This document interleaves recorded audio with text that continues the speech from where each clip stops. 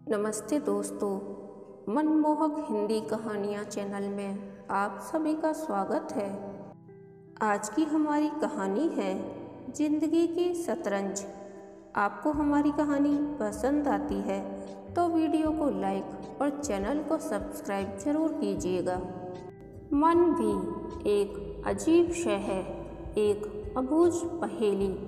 कभी बेतुकी फरमाइशों पर मचल उठता है, कभी यूं ही अनजाने खिलखिला उठता है, कभी किसी नन्ही चिड़िया को पिंजरे में देख यूं उदास हो जाता है मानो इसे ही बंद कर दिया गया हो।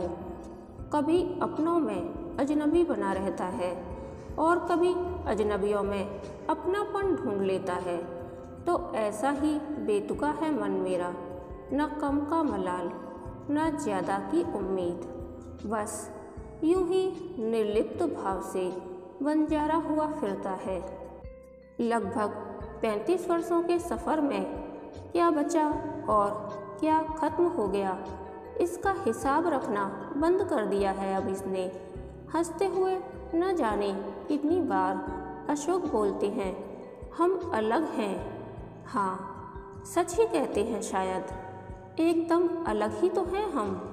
वो लाइफ में प्रैक्टिकल और मैं इमोशनल, उनके लिए पैसा अहम और मेरे लिए भावनाएं। मैं क्लासिकल संगीत में रुचि रखती और उनके लिए म्यूजिक मतलब बेकार लोगों का काम। मैं कविता, कहानियों, साहित्य की शौकीन और वो मॉडर्न पार्टीज के। मैं प्रकृति की ओट में रहना चाहती तो एसी से बाहर निकलते ही उनको तकलीफ हो जाती। साथ निकलना भी अब लगभग ना के बराबर हो गया है। यूं भी समय कहाँ है उनके पास, और फिर जहाँ वो ले जाना चाहते हैं वहाँ मेरा दम घुटता, और जहाँ मैं जाना चाहती वो जगह उन्हें अपने से कमतर लगती। हाँ, कभी कभार ऑफिस की पार्टियों में जहाँ बीवी को ले जाना जरूरी होता, बस वहीं हम साथ होते। जिंदगी गुजारना और जिंदगी जीने में बड़ा फ़र्क होता है, ये वही समझ पाते हैं जो जिंदगी गुजार रहे होते हैं। जिंदगी बस यूं ही अपनी धुन में चलती जा रही थी और हम दोनों अपनी अपनी धुन में जिंदगी गुजार रहे थे। बच्चे छोटे थे जब तक तो एक अनदेखा बंधन था हम दोनों के बीच। बच्चों के बहाने कभी कभार जिंदगी में जरा रौनक हो जाती, पर मनीषा की शादी के बाद तो जैसे जिंदगी दो अलग धड़ों में बट गई थी। मोहन एमबीए करने चला गया और अशोक अपने बिजनेस में व्यस्त हो गए। बच गई मैं, जो खुद अपने साथ अपनी जिंदगी जी रही थी। हाँ, अब अशोक कभी रोकते नहीं थे अपने मन की करने से, बस उनकी इमेज का ध्यान रखना होता था।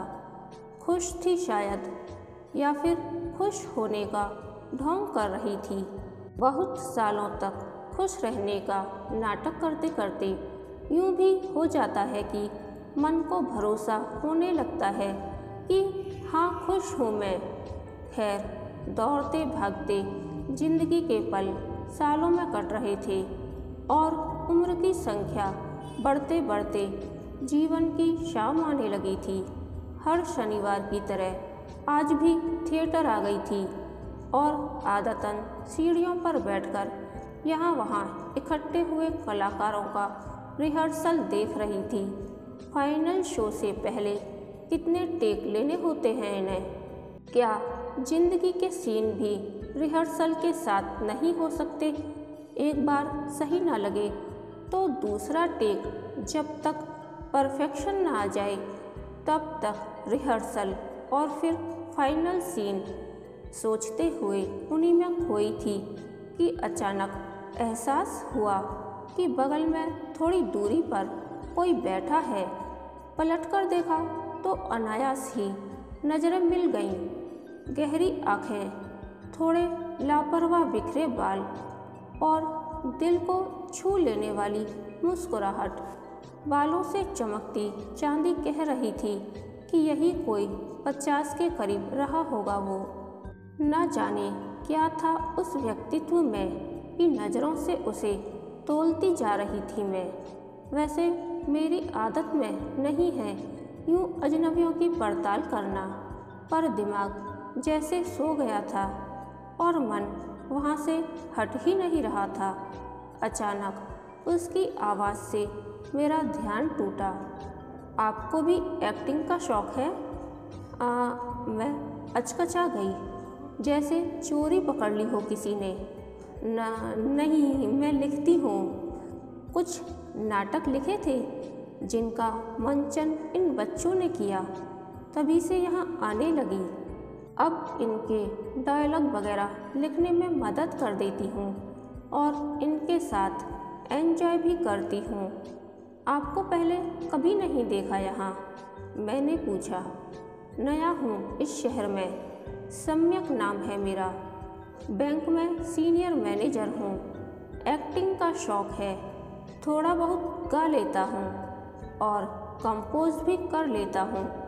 कभी कभी बस अपना शौक़ ढूंढते यहाँ आ पहुँचा। सोचा कोई अपने जैसा दोस्त भी मिल जाए शायद यहाँ। बोलते हुए वो आँखों में देखते कहीं गहरे उतरते जा रहा था। मैं उन नज़रों से बचने के लिए मैदान में रिहर्सल कर रहे कलाकारों को देखने लगी। बात बदलते हुए बोली, आपकी आवाज़ में बेस अच्छा है। वो मुस्कुराते हुए कुछ गुनगुनाने लगा। मुझे लगा जैसे मैं यूं ही बैठी उसकी आवाज़ सुनती रहूं। दिमाग बीच बीच में कोशिश कर रहा था कि मन को काबू कर ले, पर आज मन किसी के बस में नहीं था। बातचीत का सिलसिला पता नहीं कहाँ से कहाँ गुजरा। यूं किसी अजनबी से मन बांटने का मेरा पहला अनुभव था ये, पर वो अजनबी सा कहाँ लग रहा था। कितना समय हम दोनों ऐसे ही बातें करते रहे, पता ही नहीं चला। अशोक के फ़ोन से ध्यान आया कि घर पहुंचने का टाइम हो गया था। अब समय को पंख लग गए थे। मैं और सम्यक लगभग रोज़ मिलने लगे।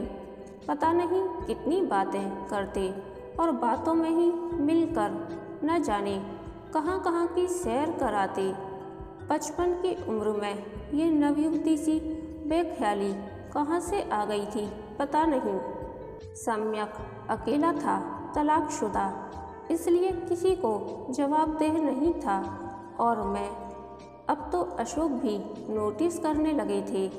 आजकल तुम बड़ी खुश दिखती हो, क्या बात है? अशोक पूछते तो मैं सब पका जाती, मानो कोई चोरी पकड़ ली हो। किसी तरह फिर संभलते हुए कहती, नहीं तो। अशोक कुछ कहते नहीं, पर अविश्वास की हल्की लकीर उनकी आंखों में दिख जाती। मैं अलग दुनिया में जीने लगी थी सम्यक के साथ। हम दोनों कभी किसी नाटक का मंचन करते, कभी हम मिलकर गाते और कभी यूं ही इधर उधर बातों की कश्ती पर वक्त के दम निशा में सैर कर रहे होते। उम्र में मुझसे छोटा सम्यक मुझे समझने लगा था। हमारी पसंद नापसंद, सोच सब एक जैसी थी। हम घंटों एक दूसरे के साथ खुश रहते और हमें एक दूसरे से इससे ज़्यादा कहाँ कुछ चाहिए था। बस गहरे, बहुत गहरे दोस्त बन गए थे हम। हमारी दोस्ती में कुछ गलत नहीं था, पर फिर भी लगता जैसे कोई गलती कर रहे थे हम, शायद खुश रहने की गलती। कभी शतरंज खेला है? शतरंज के खेल में और जीवन के शतरंज में फ़र्क बस इतना सा है कि शतरंज को खिलाड़ी मोहरों से खेलते हैं, पर जिंदगी की शतरंज में खिलाड़ी खुद ही मोहरा बन जाते हैं। हमारे जीवन की शतरंज की चाहे अनचाहे बिसात बिछी ही रहती है और हम सब मोहरे जिंदगी के इशारे पर नाचते रहते हैं, तो बस हमें भी जिंदगी अपने इशारों पर नचा रही थी। शतरंज की बिसात बिछ चुकी थी। अशोक अजीब नज़रों से देखते तो उनसे नज़र चुराने लगती मैं। हालांकि हमारे रिश्ते बिल्कुल साफ थे। मैं और अशोक सिर्फ पति पत्नी थे, ना इससे कम और ना इससे ज़्यादा। मैं और सम्यक सिर्फ दोस्त थे, ना कम ना ज़्यादा। समाज हमें ऐसी दोस्ती की इजाज़त नहीं देता शायद, या हमारे अपने पूर्वाग्रह ही हमें किसी अपराध बोध से ग्रसित कर देते हैं। उम्र भी एक बड़ी सच्चाई है। इस उम्र में हमें ऐसी नादानी की इजाज़त नहीं होती।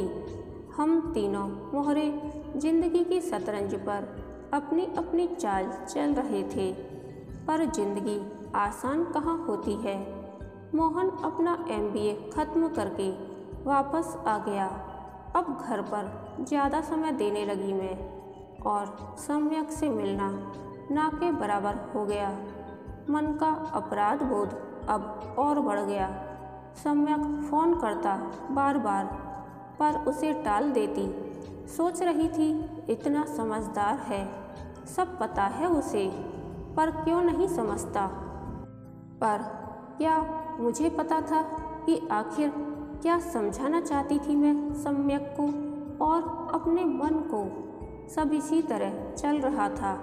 अशोक कुछ बोलते नहीं थे, और मोहन अपने डैड के साथ बिजनेस में बिजी हो गया, और रह गई मैं फिर अकेली। मेरे लिए किसी के पास समय नहीं था। मेरी उदासी दोनों में से किसी को दिखती नहीं थी। मेरी खुशी को बार बार पॉइंट आउट करने वाले अशोक को मेरी उदासी से कोई फर्क नहीं पड़ता, पर फिर भी मैं एक दोस्त से मिलकर खुश नहीं हो सकती थी। उदास मन बार बार सम्यक से मिलने को भाग रहा था। शनिवार था। अशोक और मोहन ऑफिस को निकले ही थे कि सम्यक का फ़ोन आ गया। बार बार थिएटर ग्राउंड आने को कह रहा था। मन को काबू नहीं कर पाई आज। झट तैयार होकर बस निकलने ही वाली थी कि अशोक की कार पोर्च में रुकी। मोहन भी साथ था। मुझे कैब में बैठता देख दोनों थोड़ा हतप्रभ थे। अशोक मुझे घूरते हुए अंदर चले गए। मोहन बोला, डैड की मीटिंग वाले पेपर्स घर पर ही रह गए थे, इसलिए वापस आए। मैं लपकते हुए अशोक के पीछे चल दी। अंदर रूम में पहुंचते ही अशोक ने मुझे धक्का देते हुए दरवाज़ा बंद कर लिया और घुटी हुई आवाज़ में चीखते हुए बोले, जवान बेटा सामने है, अब तो अपना ये तमाशा बंद कर दो। और दरवाज़ा मेरे मुंह पर ज़ोर से बंद कर चले गए। उनके शब्द मेरे कानों में पिघलते रहे। देर तक मन दुखाते रहे। सोच रही थी कि अगर उनकी कोई महिला दोस्त उनके साथ घर आ जाती, या वो उसके साथ कहीं जाते, उससे बातें करते और खुश हो जाते, तो क्या उसे भी तमाशा ही कहते या कोई और नाम देते। मन आज बस में नहीं था मेरे। हमेशा शांत और संतुष्ट रहने वाला मेरा मन आज बगावत पर उतारू था। हमेशा जिंदगी की लय पर चलने वाला मन जाने क्यों आज जिंदगी की चाल को मानने को तैयार नहीं था। अशोक का एक एक शब्द पिघले शीशे सा कानों में घुलता रहा।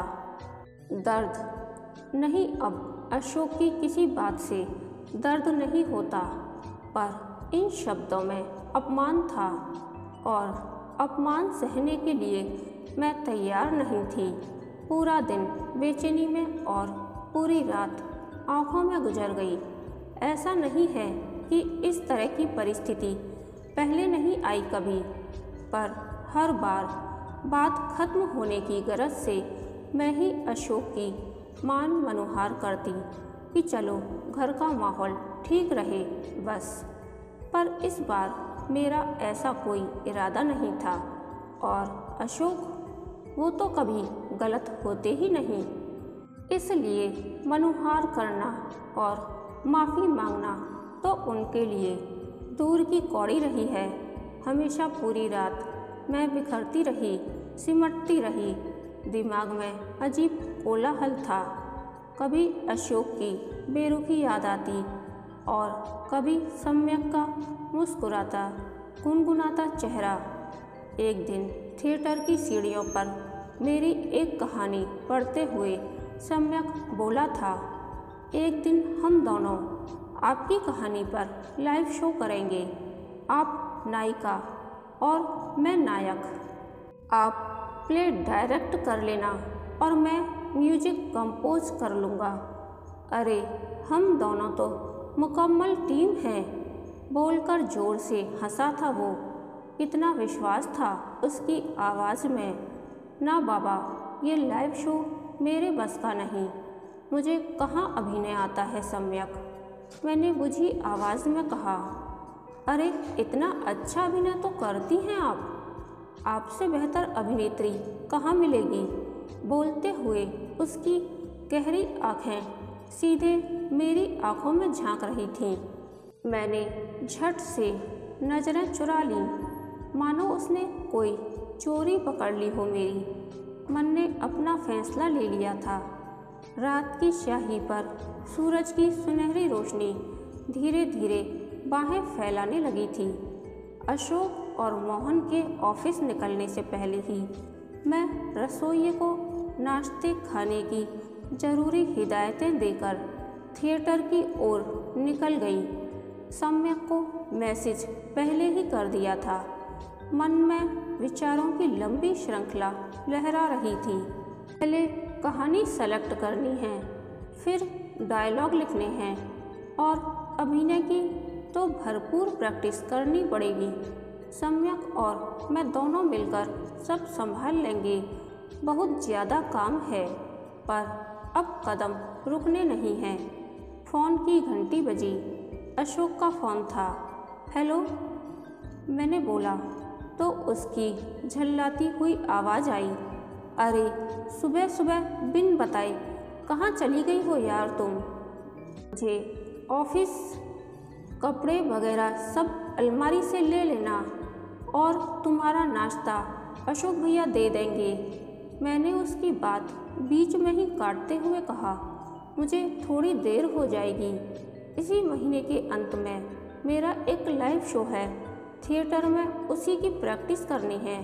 अपनी बात कहकर फ़ोन काट दिया मैंने। अशोक की बात सुनने का अब मन नहीं था मेरा। मन आज बेहद हल्का लग रहा था। अपने मन की जो करने जा रहा था। जिंदगी की शतरंज पर चलना सीख चुकी थी मैं। कहानी के अंत तक बने रहने के लिए धन्यवाद। यह कहानी आपको कैसी लगी, प्लीज़ कमेंट करके बताइए।